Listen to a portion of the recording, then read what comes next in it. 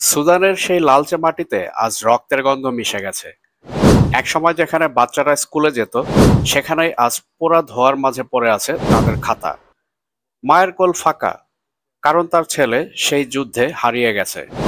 যে যুদ্ধ শুরু হয়েছিল সোনার জন্য, কিন্তু শেষ হয়েছে মানুষের মর্যাদা হারানোর মধ্য দিয়ে। এটা শুধু এক দেশের গৃহযুদ্ধ নয়, এটা আফ্রিকার বুকে লুকিয়ে থাকা এক অদৃশ্য হাতের খেলা। যে হাত সোনার খনির ভিতর থেকে ডলার টেনে নিচ্ছে, আর অপর হাতে অস্ত্র দিচ্ছে সেই আগুনের লড়াইয়ের জন্য। আজ আমরা জানব কিভাবে ইউনাইটেড আরব আমিরাত ও ইসরায়েল এই যুদ্ধে আগুন জ্বেলে দিয়েছে, সুদানকে রক্ষায় তার্কি, ইজিপ্ট আর ইরান এর ভূমিকা, আর কেন সুদানের মানুষ এই রক্তের খেলার দাম দিচ্ছে প্রতিদিন। এটা শুধু সোনার যুদ্ধ নয়, এটা মানুষের আত্মার যুদ্ধ। তাই ভিডিও শুরু থেকে শেষ পর্যন্ত আমাদের সাথেই থাকুন।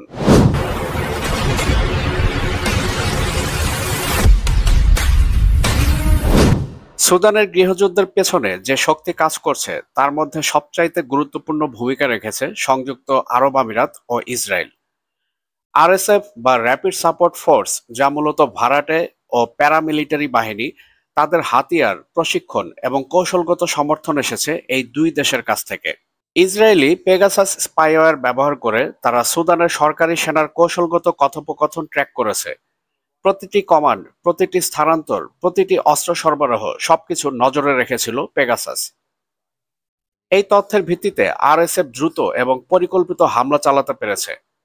খার্তুম, জাবেল আমির এবং অন্যান্য শহরে যেখানে সংঘাতের প্রাথমিক ঘটনা ঘটেছে, আরএসএফ পূর্ব প্রস্তুতি অনুযায়ী অভিযান চালিয়েছে।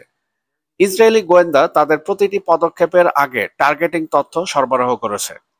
এদিকে ইউএই বা সংযুক্ত আরব আমিরাত শুধু নথিপত্র বা তথ্য নয়, সরাসরি অস্ত্র ও প্রশিক্ষণ দিয়েছে।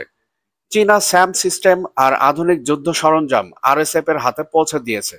আর এই তথ্য ও অস্ত্রের মাধ্যমে তারা শহরে ঢুকে গণহত্যা চালাচ্ছে, নারীদের উপর নির্যাতন চালাচ্ছে, আর বাজার ঘর ধ্বংস করছে। প্রতিটি পদক্ষেপ পরিকল্পিত, আর প্রতিটি হত্যা প্রমাণ করে এই যুদ্ধ শুধু স্থানীয় নয়, এটি আন্তর্জাতিক স্বার্থের প্রক্সি ওয়ার। এর মাধ্যমে স্পষ্ট হয়ে আসে কেন আরএসএফ এত দ্রুত শক্তিশালী হয়ে উঠেছে এবং কেন সুদানের সরকারি বাহিনী এই আগ্রাসন প্রতিরোধে সমস্যার সম্মুখীন হচ্ছে। এদিকে নভেম্বরের প্রথম সপ্তাহে সুদানের পশ্চিমাঞ্চল বাবানুসা এলাকার আকাশে একটি বিশাল বিস্ফোরণের ছবি ছড়িয়ে পড়ে। জমিতে পড়ে থাকা একটি বড় সাদা প্লেন, আইলোসিন IL-76 এর অবশিষ্টাংশ। আর এখান থেকে শুরু হয় এক নতুন প্রশ্নে ঘেরা অধ্যায়। ওই বিমানটি কোথা থেকে এসেছিল, কারা চালাচ্ছিল, আর কেন ভূপাতিত হলো?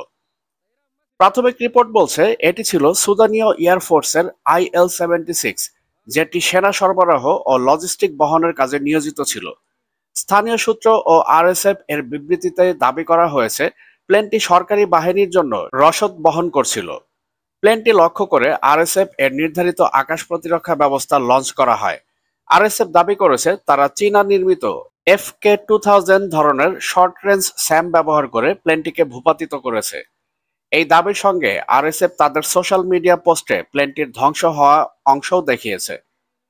সুদান সরকার এই IL-76 প্লেন কিনেছিল কিরগিজস্তান থেকে সেকেন্ড হ্যান্ড হিসাবে প্রায় $12 মিলিয়ন। তবে বিমানটি পরিচালনা করছিল রাশিয়ান ক্রু, যেহেতু এই বিমানের নির্মাতা দেশ হচ্ছে রাশিয়া। তাদের মূল কাজ ছিল কার্গো ড্রপ করা, অস্ত্র ও সরঞ্জাম সুদান সরকারি বাহিনীর কাছে পৌঁছে দেয়া। কিন্তু প্লেনের উপর আক্রমণ করলো আরএসএফ।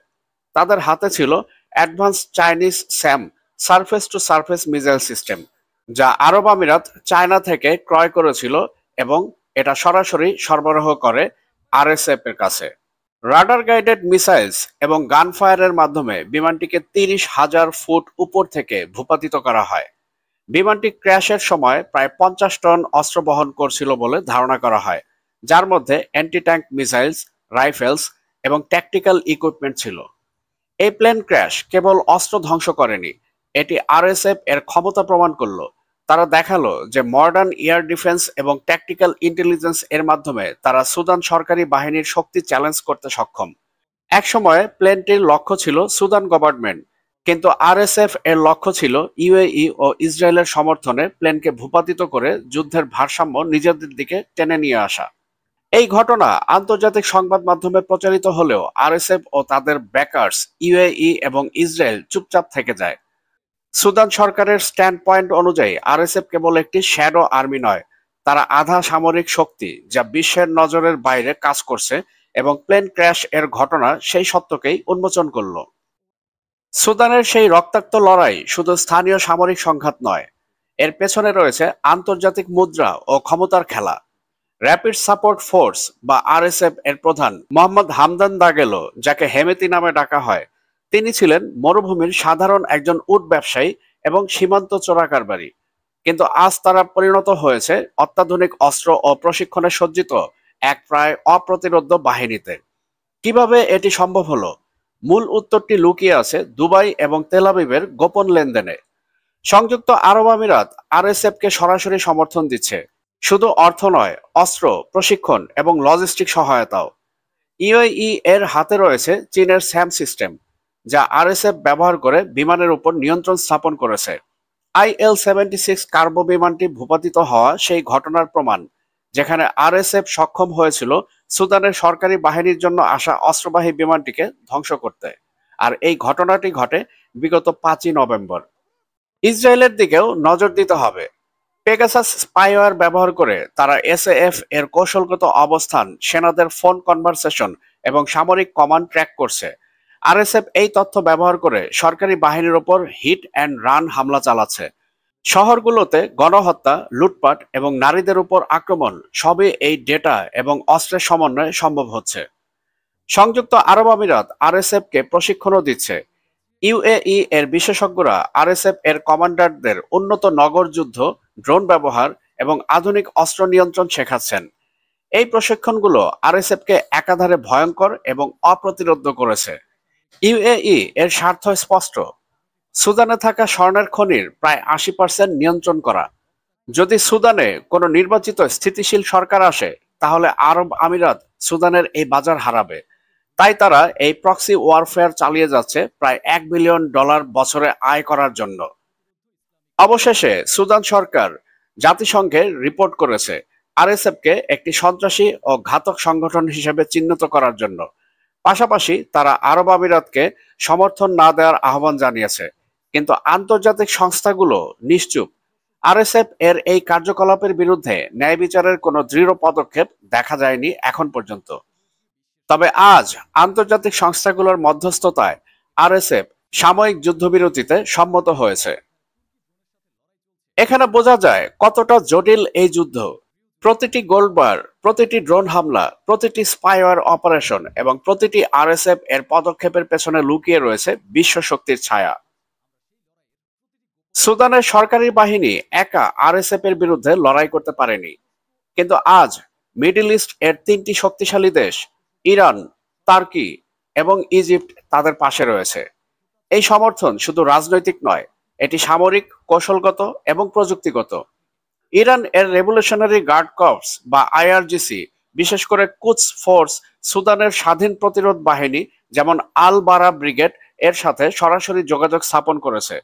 তাদের সরবরাহ করছে anti drone missiles, thermobaric mortar shells এবং অ্যাডভান্স ইন্টেলিজেন্স টুলস, যা আরএসএফ এর আধুনিক অস্ত্র ও ড্রোনকে বিফল করছে।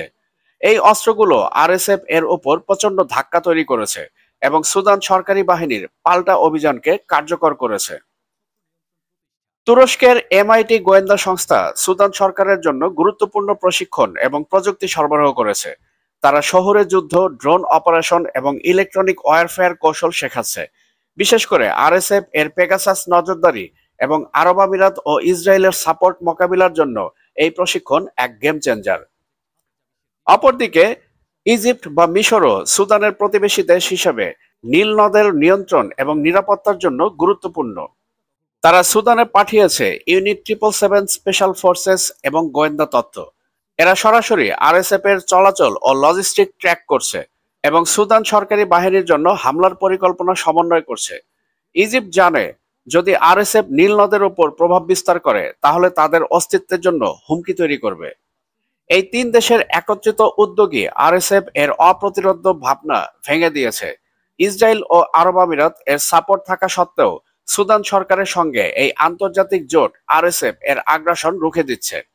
এই সমন্বয় শুধু সামরিক নয়, কূটনৈতিক ও প্রযুক্তিগতভাবে আরএসএফ এর উপর চাপ সৃষ্টি করছে, যার দরুন ইসরায়েল ও ইউএই এর শত প্রচেষ্টা থাকা সত্ত্বেও আরএসএফ এখন পর্যন্ত পরিপূর্ণভাবে সুদানের নিয়ন্ত্রণ নিতে ব্যর্থ হয়েছে।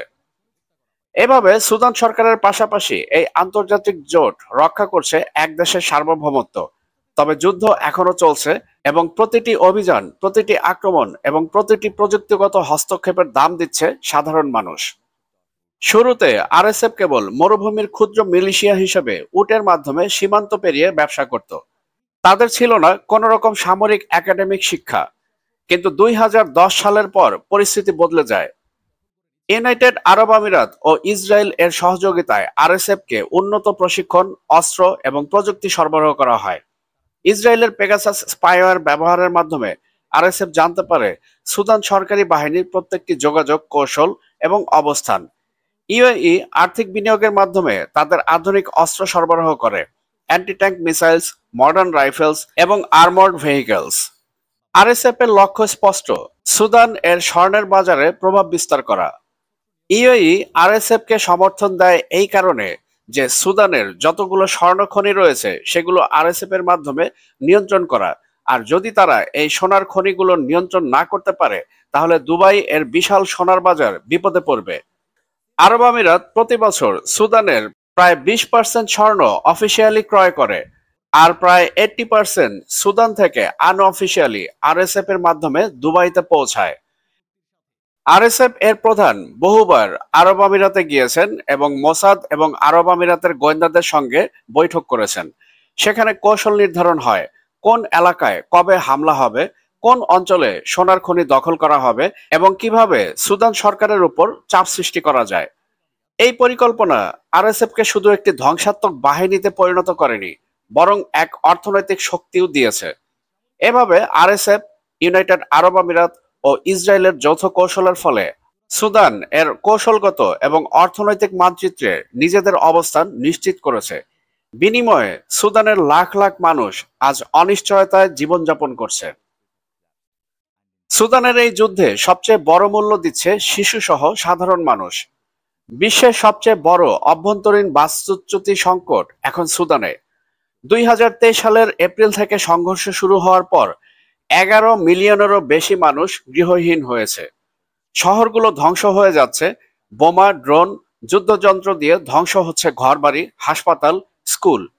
এক প্রতিবেদনে দেখা যায় সম্প্রতি একটি হাসপাতালে হামলা হয়েছে যেখানে শিশুসহ কয়েকশো মানুষ মারা গিয়েছে।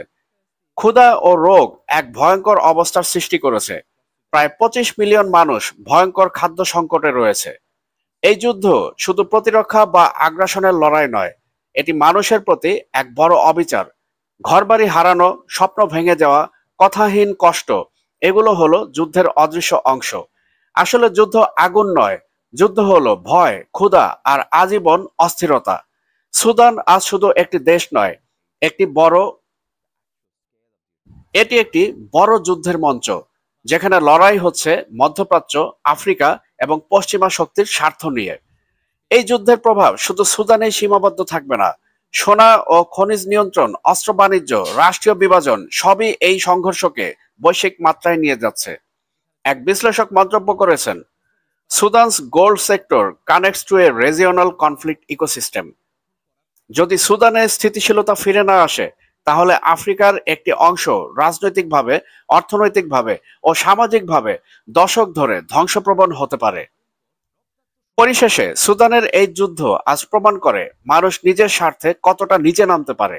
ইসরায়েল ও আরব আমিরাত নিজেদের স্বার্থ রক্ষার্থে একটি দেশ ও জাতিকে পুরো নিশ্চিহ্ন করে দিচ্ছে, ঠিক যেমনটা তারা করেছে ফিলিস্তিনের সাধারণ মানুষের সাথে। অপরদিকে আন্তর্জাতিক সংস্থাগুলো পুরোপুরি নিশ্চুপ, তারা যেন ক্ষমতাসীনদের হাতের পুতুল। বন্ধুরা, আপনারা কি মনে করেন সংযুক্ত আরব আমিরাত কি সঠিক পথে আছে? ইউনাইটেড নেশনস কি বর্তমান বিশ্বের মানুষের হয়ে কাজ করছে?